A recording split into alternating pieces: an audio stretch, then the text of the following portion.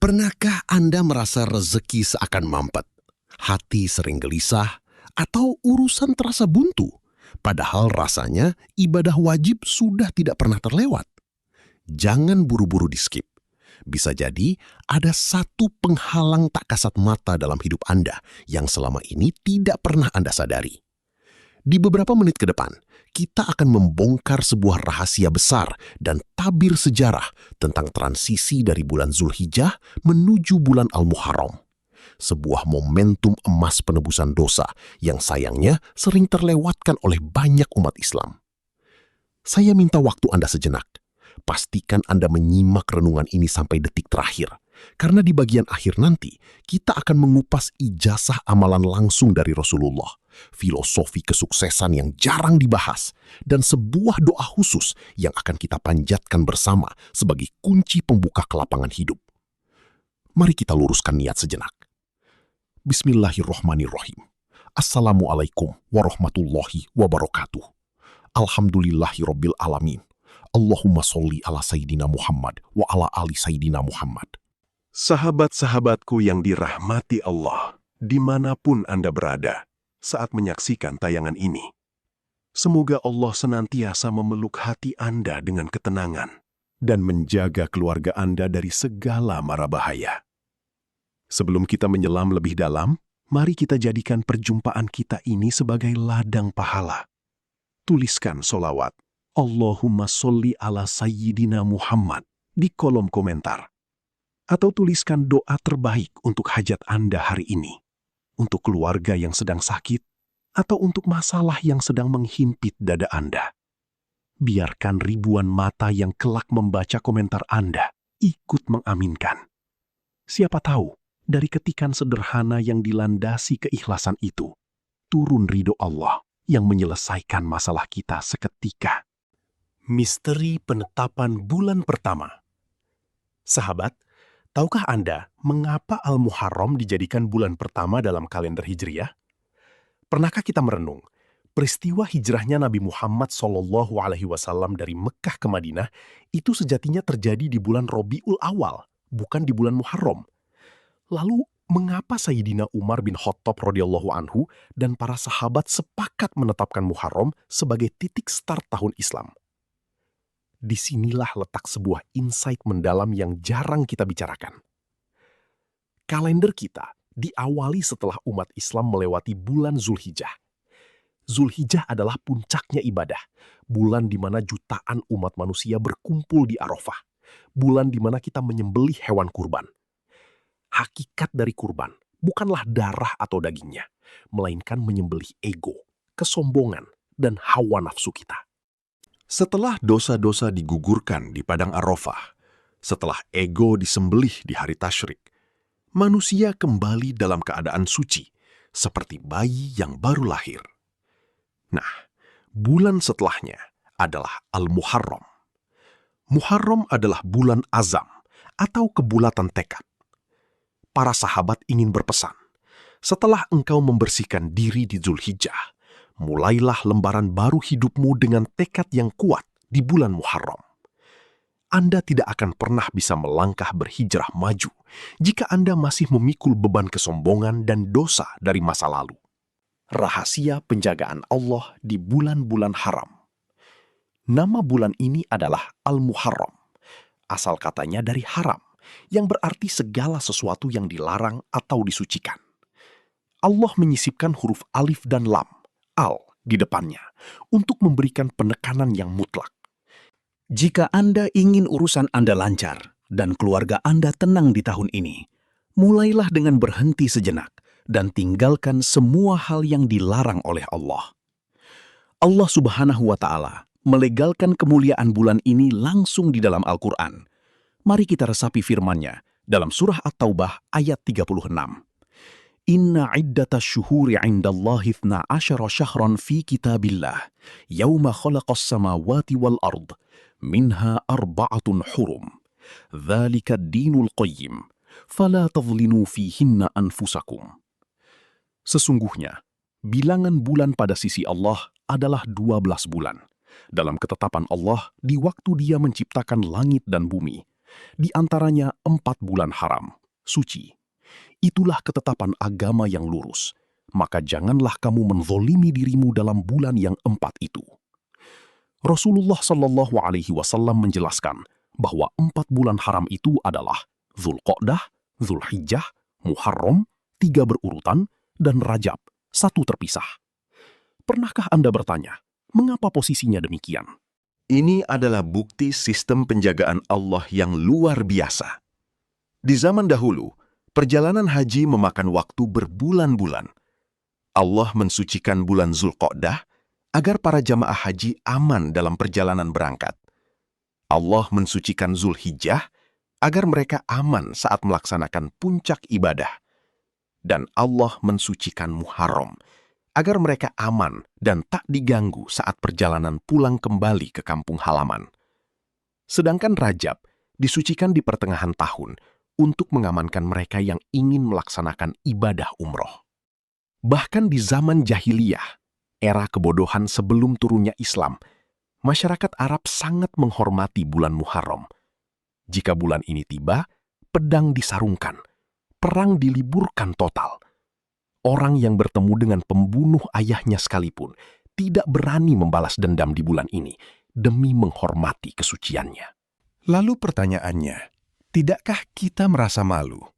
Kita punya Al-Quran, kita mengaku umat Nabi Muhammad, tapi di bulan yang bahkan orang jahiliyah saja menahan diri dari maksiat, kita masih dengan santainya melakukan kezoliman. Lisan masih tajam mengetik fitnah, mata masih asyik menikmati konten maksiat, tangan masih tega mengambil hak saudara sendiri. Ibnu Abbas radhiyallahu anhuma, pakar tafsir warisan Nabi, memberikan peringatan keras. Beliau menegaskan bahwa karena 4 bulan ini sangat dimuliakan oleh Allah, maka dosa sekecil apapun yang sengaja dilakukan di bulan ini, bobotnya akan dilipat gandakan. Sebaliknya, kebaikan sederhana yang Anda paksakan di bulan ini, pahalanya pun melimpah ruah di luar akal sehat manusia. Kemuliaan tubuh yang tergadaikan. Allah berpesan, maka janganlah kamu menzolimi dirimu dalam bulan yang 4 itu. Bagaimana cara manusia modern menzolimi dirinya sendiri? Bukan dengan melukai fisik, melainkan dengan merendahkan kehormatan tubuh yang sudah diciptakan mulia oleh Allah. Saat Allah merakit tubuh kita, Dia menanamkan kemuliaan, karomah, pada setiap selnya. Allah berfirman dalam surah Al-Isra ayat 70, "Walaqad karramna bani Adam." Dan sungguh, kami telah memuliakan anak cucu Adam. Dan dalam surah At-Tin ayat 4, "Laqad khalaqnal insana fi ahsani taqwim." Sungguh, kami telah menciptakan manusia dalam bentuk yang sebaik-baiknya. Mata Anda diciptakan dengan mulia, maka runtuhlah kemuliaan Anda di hadapan Sang Pencipta saat mata itu sengaja dipakai menatap aurat dan kemaksiatan.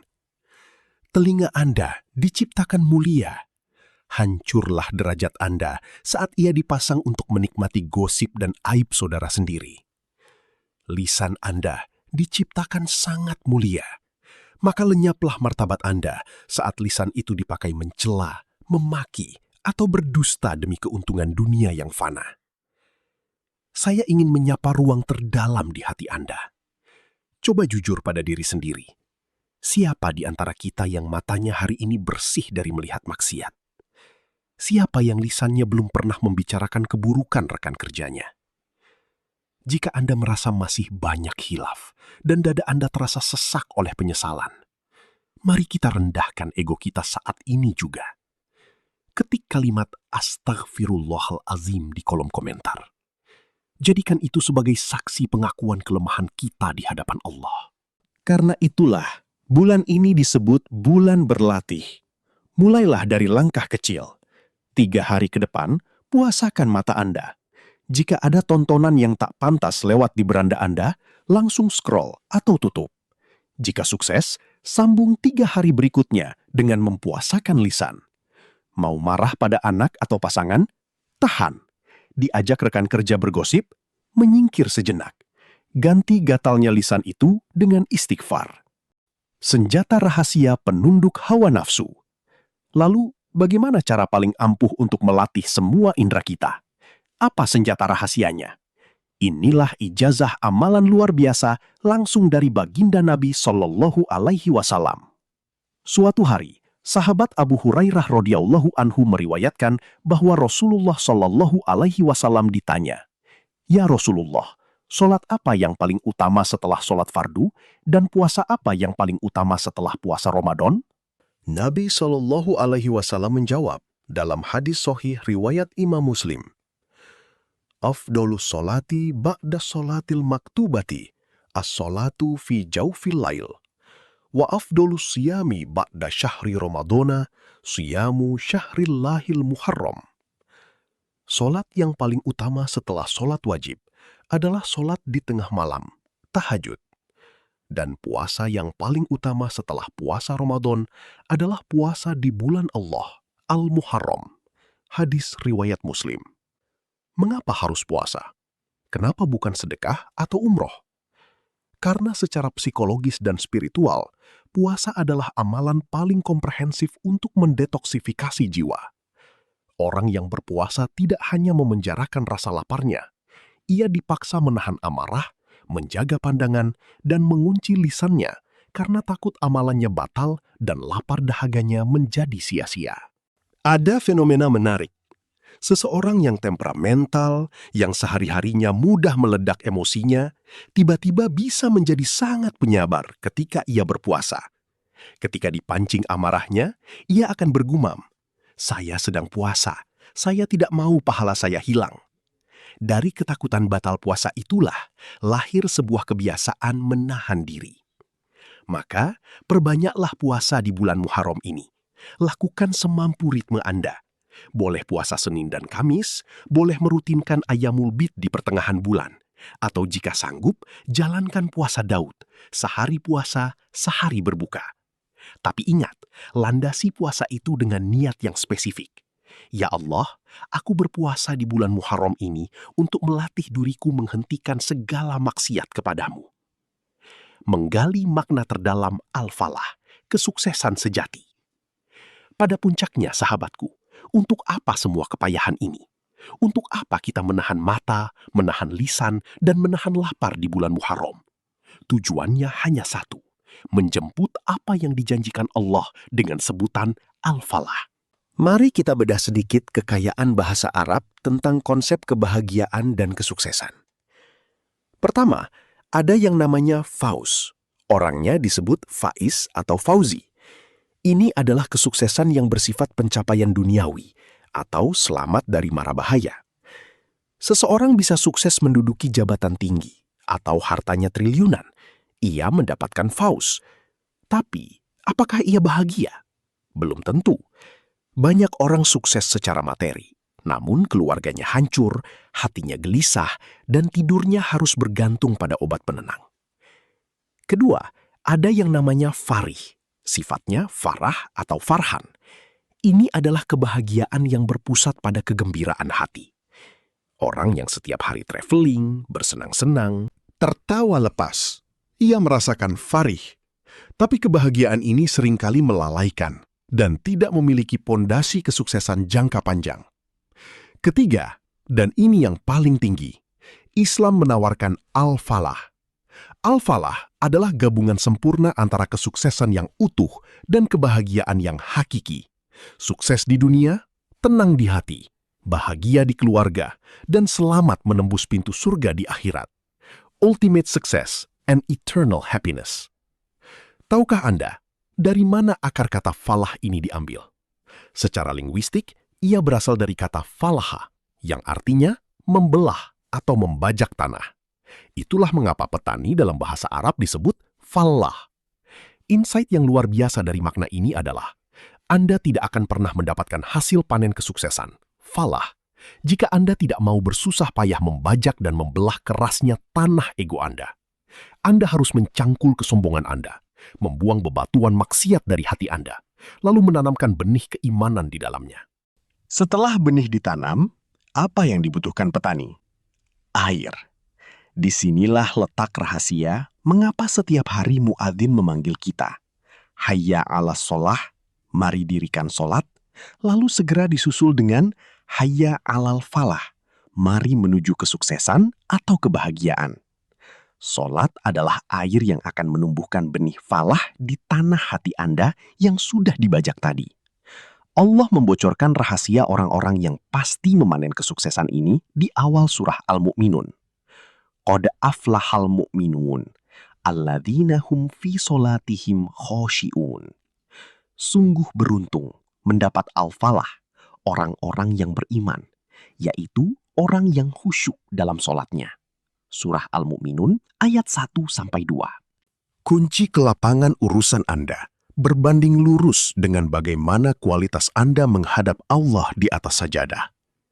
Orang yang meraih al-falah bukanlah orang yang tiba-tiba dijatuhi hujan uang. Bukan. Yang Allah berikan pertama kali adalah kelapangan hati. Ketika dada Anda sudah lapang oleh ibadah yang khusyuk, ketika mata dan lisan Anda sudah bersih dari dosa, maka badai masalah sebesar apapun di tempat kerja, krisis seberat apapun dalam rumah tangga, akan sanggup Anda kelola dengan senyuman dan kepasrahan total kepada Allah.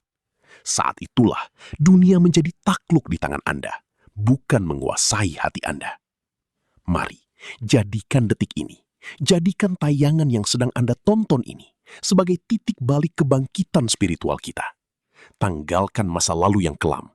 Mari puasa sunnah di bulan Muharram, bajak tanah ego kita, dan mari bersama-sama kita panen al-falah yang sejati. Bermunajat, mengetuk pintu langit.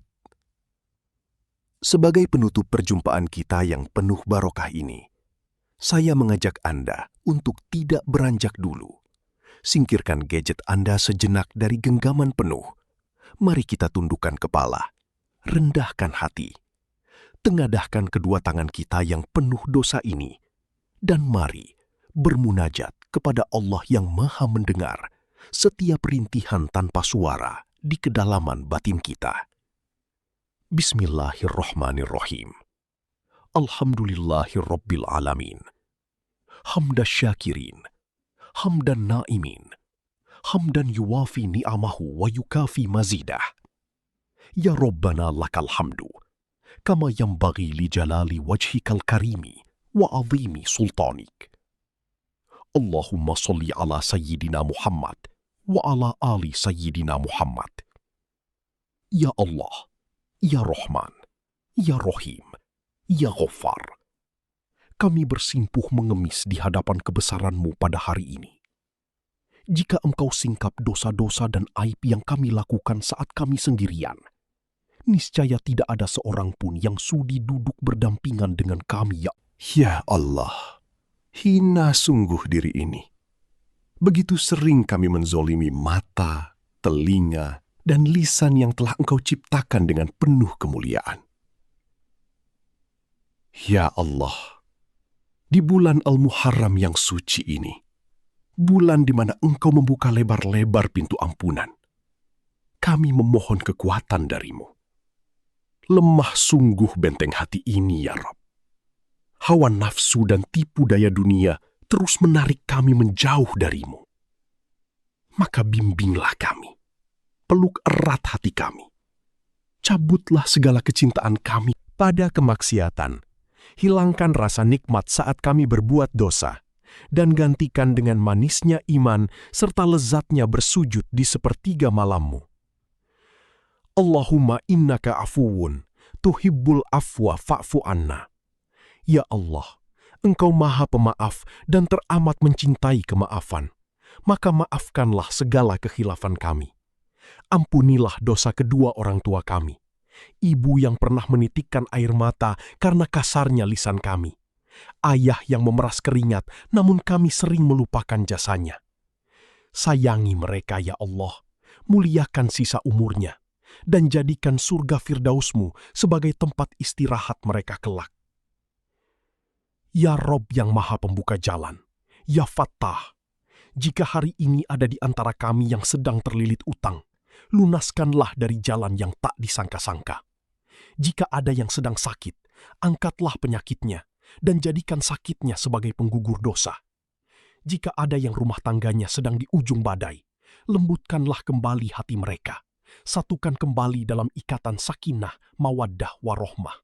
Jadikanlah lembaran tahun Hijriah ini sebagai awal dari kelapangan rezeki kami, ketenangan batin kami, dan kelancaran segala urusan kami. Tuntunlah kami meraih al-falah, sukses mulia di dunia, dan selamat bahagia di akhirat. Rabbana atina fid dunya hasanah, wa fil akhirati hasanah, wa qina adzabannar. Berikanlah kami kebaikan yang melimpah di dunia, kebaikan yang abadi di akhirat, dan jauhkanlah kami serta keluarga kami dari panasnya siksa api neraka. Izinkan kami kelak mengucapkan kalimat La ilaha illallah di hembusan napas terakhir kami. Jadikanlah akhir hidup kami dalam keadaan husnul khotimah. Wa sallallahu ala sayyidina Muhammad walhamdulillahi rabbil alamin. Terima kasih sahabatku sudah menyimak, bertahan, dan mengaminkan doa bersama sampai di penghujung waktu ini. Jika Anda merasakan getaran di dada dan merasa tayangan ini bermanfaat, tolong jangan biarkan rantai kebaikan ini berhenti di layar handphone Anda. Tekan tombol share, bagikan video ini ke grup keluarga, grup WhatsApp kantor, teman-teman terdekat, atau jadikan status Anda hari ini. Bayangkan, jika karena satu share dari Anda, ada satu orang sahabat yang tiba-tiba tergerak untuk berpuasa Muharram, atau ada satu orang tua yang mengusap air mata lalu beristighfar. Demi Allah, seluruh pahala perubahan mereka akan mengalir deras ke catatan amal Anda tanpa terputus, menjadi amal jariah yang menerangi alam kubur Anda kelak. Sampai jumpa di renungan berikutnya. Jaga hati, jaga pandangan, jaga sholat. Tetaplah istiqomah meski dunia terasa berat. Wabillahi taufik wal hidayah. Wassalamualaikum warahmatullahi wabarakatuh.